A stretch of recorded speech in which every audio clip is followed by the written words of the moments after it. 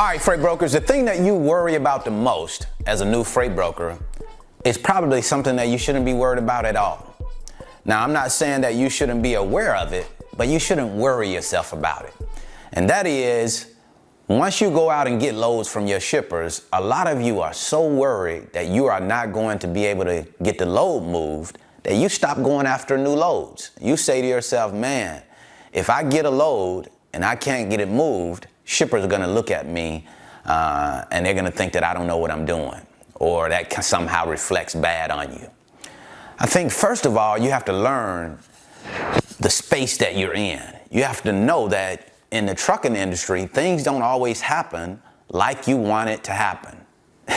Like they say, accidents happen, shit happens. It happens in the trucking industry, right? Sometimes you're not always going to get the load moved on time. And that's why it's so important to communicate with your shippers to let them know what's going on. We sometimes overpromise and underdeliver. We promise shippers certain things and we can't deliver on it. We're afraid to go back and tell the shipper, hey, I'm having some difficulty. This is not working out like I thought. We're not being able to get this lane covered. So I just wanted to make you aware of that. I wanted to give you a heads up just in case we're not able to cover on time. Some of you will hold on to the load and you'll just keep holding on, hoping that you're going to be able to get the load covered. And for some reason, for a very good reason probably, is a reason why you can't get the load covered. And do you know what that reason usually is?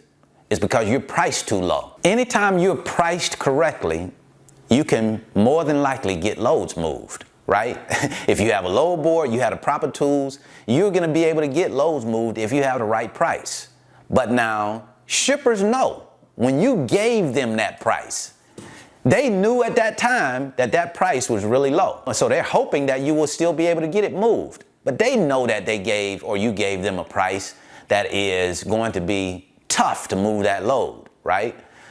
So you need to keep that in mind. You're not dealing with shippers that don't understand what's happening, how this game works. They know more about rates than some of you know about rates. So when you give them one of those bottom line rates, yeah, sometimes they'll go ahead and take you up on it, but they are very aware that it's probably going to be a challenge for you to move that load unless you have that type of network that you can move loads at lower numbers. And most of you don't as a new freight broker. I think it's important to communicate. I think it's important to be honest with your shippers. And we don't do that enough. You're trying to be the big broker guy who can get it done, and you overpromise and you underdeliver. And then you don't have enough courage to go back to your shippers and just be straight up and say, hey, you know what? I thought we were going to be able to get this load covered. We're short on capacity right now, and because we bid relatively low on this lane, we're not able to get it moved outside of our normal network. And within our network, we're having some issues with it. I wanted to give you a heads up. Didn't want to come back to you and let you know this right now because I thought sure that we would be able to get it moved, but we're just having some difficulty. So you want to give them that heads up so that they can go out and give that load to somebody else, just in case you're not able to get it covered.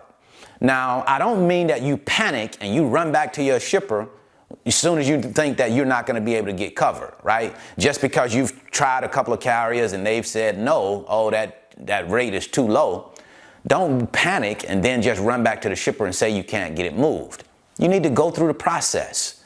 Go through it and figure out what the real problem is. Is it a capacity issue? Is it a rate issue? What's the real situation? That way you can go back and communicate the issue to your shipper, right? But some of you don't understand the world that you're in. You don't know how to navigate this space because you're new, and you're thinking that it's going to somehow reflect bad on you if you can't get loads moved. Now, if you make a habit of that, certainly that's going to look bad on you. You are not going to keep getting opportunities if you keep failing to get loads moved. But if you are a person that basically stands on your word, you do what you say you're going to do, and then you have a load now and you're not able to get the load moved because of whatever the reason is, just communicate that to your shipper. Don't be so afraid that, hey, I'm not going to be able to get the load moved, that you don't go after freight. Because guess what? In order for you to make money as a freight broker, you have to move freight. You have to move freight on time, and you have to do that consistently over a long period of time.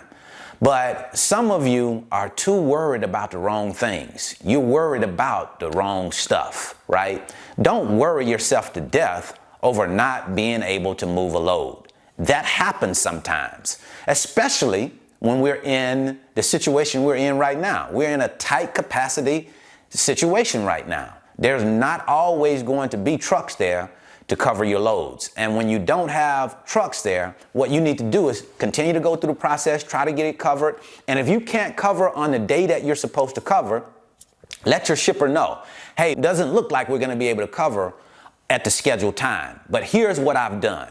I've gone out and I've talked to other carriers, and I have it scheduled for the next day at this time. You see, you're saying, hey, we're not able to get it done right now, but we do have a contingency plan. But when you just hold it and you're in hope method, you're hoping you're going to be able to get somebody to cover it, and it's starting to get late, that could reflect bad on you, because the shipper could, be in a tight window. They could have to have that load to the customer on a particular date.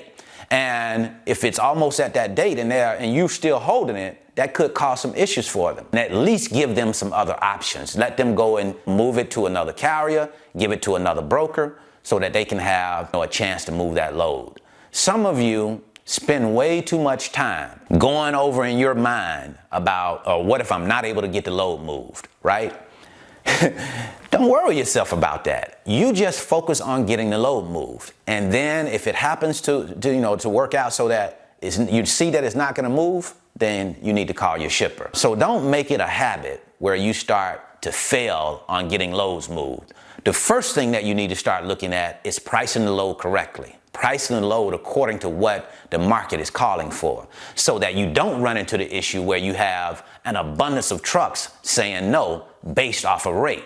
Because if you have a rate issue, then it's very likely you may not be able to get that load moved. You may be able to catch a truck at the last minute, but that's running too much of a risk of not getting the load moved, and it could put you in a situation that you don't want to be in. That's what I wanted to share with you today.